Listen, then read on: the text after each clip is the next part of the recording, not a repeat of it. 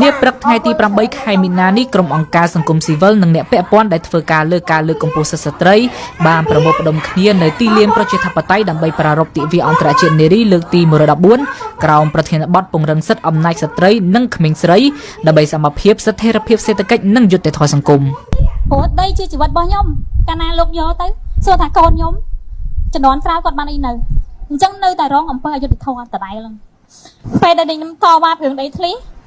កូនតែងគម្រាមថាប្រយ័ត្នជាប់គុកចោលកូនចោលផ្ទះចោលប្តីខ្ញុំថាទោះបីជាចោលខ្ញុំមិនក៏ដោយទោះបីជាឲ្យខ្ញុំស្លាប់ក្នុង1 វិនាទីក៏ខ្ញុំព្រមដែរឲ្យតែប្រជាពលរដ្ឋខ្ញុំក្នុងមូលដ្ឋានក្នុងសហគមន៍ដែលរងគ្រោះដោយសារដីធ្លីគាត់មានសិទ្ធិក្នុងការទាមទារលំនៅឋានសមរម្យមិនបាច់មានវិឡាមួយគ្រាន់តែចុះបញ្ជីដីធ្លីឲ្យមកខ្ញុំរួចខ្ញុំឈប់ធ្វើហើយអ្នកស្រីយ៉ងផាន់លីជាសកម្មជនដីធ្លីមួយរូបក្នុងខណ្ឌឫស្សីកែវរាជធានីភ្នំពេញបានរៀបរាប់ពីទុក្ខលំបាកនិងតម្រូវការលើការទទួលបានសិទ្ធិដីធ្លីខ្ញុំសូមសំណូមពរដល់រដ្ឋាភិបាលដែលលោកសម្ដេចហ៊ុនម៉ាណែតចាជួយពន្លឿននៃការចុះបញ្ជីដីធ្លីដល់សហគមន៍ជនងាយរងគ្រោះចាភាគច្រើនគឺស្ត្រីគាត់ជាអ្នករងគ្រោះពីការចោទប្រកាន់ទៅលើពីសំណាក់អាជ្ញាធរតម្រូវការទី4ចាត់វិធានការរដ្ឋបាលជាក់លាក់និងបញ្ឈប់ការប្រើប្រាស់អំពើហិង្សាលើស្ត្រីអ្នកការពារសិទ្ធិមនុស្សសិទ្ធិដីធ្លីបរិស្ថាននិងសិទ្ធិការងារ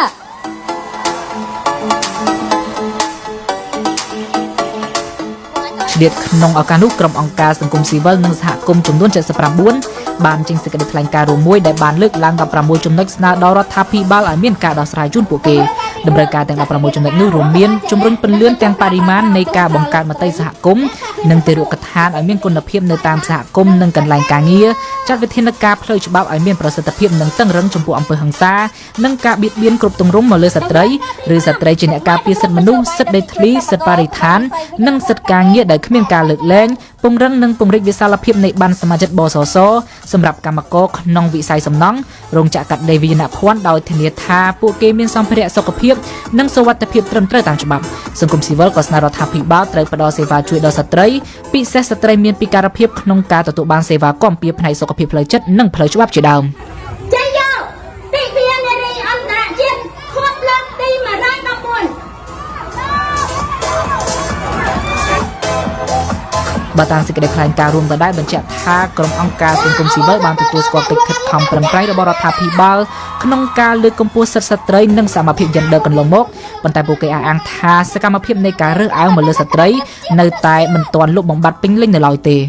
តាមរយៈកម្មវិធីនេះដែរយើងក៏បានដាក់ចេញនៅតម្រូវការទាំង16ដែល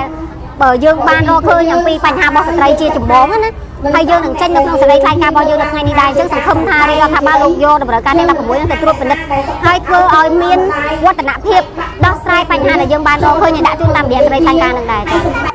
ទោះបីជាបញ្ហាស្ត្រីមួយផ្នែកធំត្រូវបានលើកឡើងក្នុងសេចក្តីថ្លែងការណ៍រួចរាល់ក្តីក៏កញ្ញាឈឹមស៊ីធនៅតែស្នើសុំយ៉ាងទទូចទៅកាន់រដ្ឋាភិបាលឲ្យស្ដាប់ទុកកង្វល់របស់ក្រុមគឧតកោ Nagawal ដែលភាគច្រើនជាស្ត្រីត្រូវបានរំលោភបំពានសិទ្ធិនិងបៀតបៀនផ្លូវភេទអំឡុងពេលធ្វើកោតកម្មអញ្ចឹងនៅពេលដែលកម្មករតវ៉ានៅពេលដែលកម្មករធ្វើកោតកម្មមានរឿងមួយដែលរដ្ឋាភិបាលគាត់ត្រូវតែគិតថាពួកគាត់វាអត់មានជំរឿអីទេកុំឲ្យគិតថាឲ្យតែគាត់តវ៉ាគឺគាត់đangប្រឆាំងគឺគាត់តែចង់ធ្វើឲ្យប្រទេសជាតិរបស់យើងមានការប៉ះពាល់យើងអត់ចង់ទេបើយើងនិយាយថាសួរថាតើកម្មករចង់ធ្វើកោតកម្មគឺអត់មានអ្នកណាគេចង់ធ្វើកោតកម្មទេ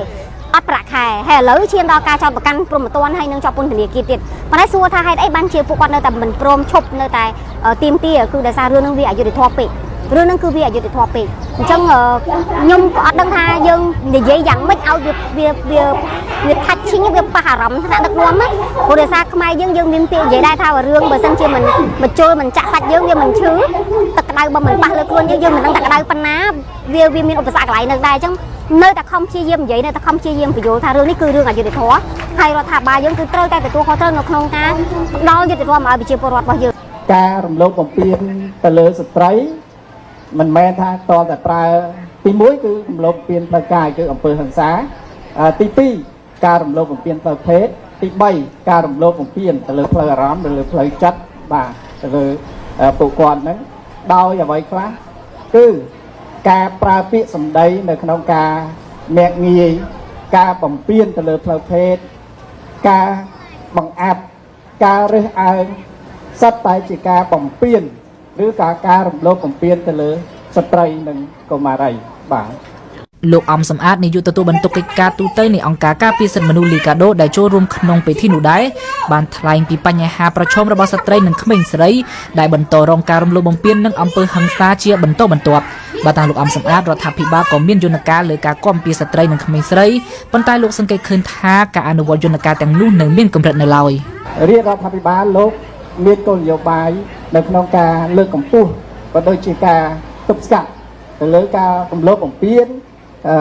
ទៅលើស្ត្រីនិងក្មេងស្រីក៏ប៉ុន្តែការអនុវត្តជាក់ស្ដែងគឺនៅតែមានបញ្ហាប្រឈមចំពោះស្ត្រីក៏ដូចជាក្មេងស្រីជាបន្តបន្ទាប់ផងដែរបាទយើងឃ្លាតយុត្តិធម៌ចាយើងឃ្លាតសេរីភាពខ្ញុំគិតថាផ្ដើមចេញពីយើងកុំធ្វើកុំប្រព្រឹត្តហើយកុំបន្ទោសប្រអាប់ទៅលើស្ត្រីព្រោះយើងជាធម្មតាជាបើយើងមើលឃើញរូបភាពជាក់ស្ដែងពេលខ្លះរឿងហ្នឹងកើតឡើងលើស្ត្រីប៉ុន្តែពេលដែលស្ត្រីនឹងយកទៅប្រាប់ស្ត្រីគ្នាឯងគឺគាត់បានជួយដោះស្រាយទេតែគាត់បានជាទៅបន្ទោសប្រអាប់ចឹងក្នុងនាមយើងជាស្ត្រីជាម្ដាយជាបងស្រីជាប្អូនស្រីម្នាក់យើងត្រូវតែព្យាយាមការពារអ្នកនៅជុំវិញខ្លួនយើងហើយបើដូចជាឧទាហរណ៍ថាខ្ញុំបានមកចូលរួមនៅក្នុងថ្ងៃនេះពេលទៅវិញខ្ញុំយកទៅចែកម្លែកបន្ថែមទៀតទៅតើតជាមួយនឹងតើតជាមួយនឹងសិទ្ធអញ្ចឹងឲ្យបងប្អូននៅតាមរោងចក្រនៅតាមផ្ទះអ្នកខ្លះទៀតគាត់ដែលអត់បានដឹងរឿងហ្នឹងគឺគាត់បានយល់ដឹងទាំងអស់គ្នាហើយគាត់ការពារខ្លួនហើយគាត់ហ៊ានក្នុងការនិយាយប្រាប់បើសិនជាមានបញ្ហាទាំងអស់ហ្នឹងកញ្ញាសោមពិសីចង់ឃើញរដ្ឋាភិបាលអង្គការសង្គមស៊ីវិលនិងស្ថាប័នពាក់ព័ន្ធនានាបន្តយកចិត្តទុកដាក់និងតាមដានស្ថានភាពរបស់ស្ត្រីក្នុងការចូលរួមការអភិវឌ្ឍសេដ្ឋកិច្ចសង្គមស្ត្រីជាឆ្អឹងខ្នងនៃសេដ្ឋកិច្ចជាតិប៉ុន្តែបើសិនជាឆ្អឹងខ្នងមួយនឹងវាឈឺហើយសួរថាតើយើងអាចទ្រទ្រង់សេដ្ឋកិច្ចនឹងមួយបានអត់ពេលខ្លះបើយើងមើលពីរូបភាពថាឃើញរូបភាពស្អាតបាតស្ត្រីរាល់ថ្ងៃគឺស្អាតបាតអត់មានបញ្ហាប៉ុន្តែបើយើងទៅពិនិត្យឲ្យច្បាស់ឲ្យកាន់តែដិតដល់ហ្មងគឺ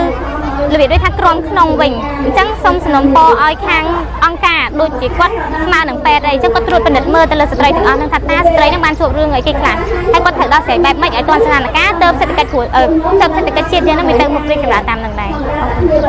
ជាការឆ្លើយតបនឹងសំណើរបស់ក្រុមអង្គការសង្គមស៊ីវិលដែលធ្វើការលើបញ្ហាសិទ្ធិស្ត្រីលោកថេជុនហាក់អគ្គនាយកនៃអគ្គនាយកដ្ឋានសម្បត្តិ Gender និងអភិវឌ្ឍសេដ្ឋកិច្ចនៃក្រសួងកិច្ចការនារីបានលើកឡើងពីការចូលរួមគ្រប់គ្រងរបស់រដ្ឋាភិបាលក្នុងការធ្វើឲ្យមានសមភាពរវាងបុរសនិងស្ត្រីនិងយន្តការដោះស្រាយការចូលរួមរបស់ស្ត្រីក្នុងការអភិវឌ្ឍប្រទេសក្រោយពីយើងធ្វើបានរយៈពេល30ឆ្នាំយើងក៏សប្បាយរីករាយនឹងចិត្តនៃការចូលរួមពីមហាជនដូចជាសង្គមទាំងមូលដែលយើងតែឃើញថានិន្នាការដែលមិនអាចទទួលយកបាននៃការរើសអើងតាមពាក្យសម្ដីក្តីក៏ដូចជាតាមរូបភាពផ្សេងៗក្តីយើងឃើញថាមានការរីកចម្រើនដែលគុំបង្ហាញអំពីការមិនអាចទទួលយកបានជាក់ស្ដែងបើយើងមើលប្រេបឡង់នៃអំពើហិង្សាពីដៃគូសាសនាយើងមានឃើញថាថយចុះពី29មក21%បើកលេខពីឆ្នាំ2014មក2021នេះជាអ្វីដែលខ្ញុំសូមអនុញ្ញាតកត់ត្រាបើជាជារបស់បងចូលរួមនេះហើយអត់ក៏ជាទំហំមួយនៃសមាជិកដែរក្នុងការចូលរួមប្រកបនឹងបង្ហាញពីក្តីកង្វល់របស់ខ្លួន